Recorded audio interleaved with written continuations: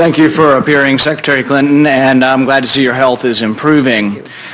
One of the things that disappointed me most about the original 9/11 was no one was fired. We spent trillions of dollars, but there were a lot of human errors. These are judgment errors, and the people who make judgment errors need to be replaced, fired, and no longer in a position of making these judgment calls.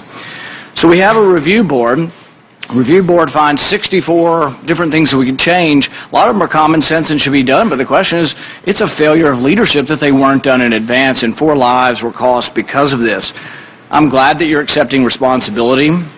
I think that ultimately with your leaving, you accept the culpability for the worst tragedy since 9/11, and I really mean that. Had I been president at the time, and I found that you did not read the cables from Benghazi, you did not read the cables from Ambassador Stevens, I would have relieved you of your post. I think it's inexcusable. The thing is that, we can understand that you're not reading every cable. I can understand that maybe you're not aware of the cable from the ambassador in Vienna that asked for $100,000 for an electrical charging station. I can understand that maybe you're not aware that your department spent $100,000 on 3 comedians who went to India on a promotional tour called Make Chi Not War. But I think you might be able to understand and might be aware of the $80 million spent on a consulate in Mashar al-Sharif that will never be built. I think it's inexcusable that you did not know about this and that you did not read these cables.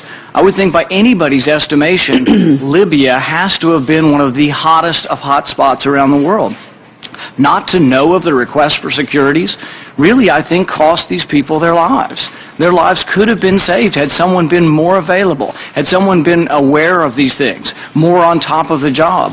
And the thing is I don't suspect you of bad motives. The review board said, well, these people weren't willfully negligent. I don't think you were willfully. I don't suspect your motives of wanting to serve your country, but it was a failure of leadership not to be involved.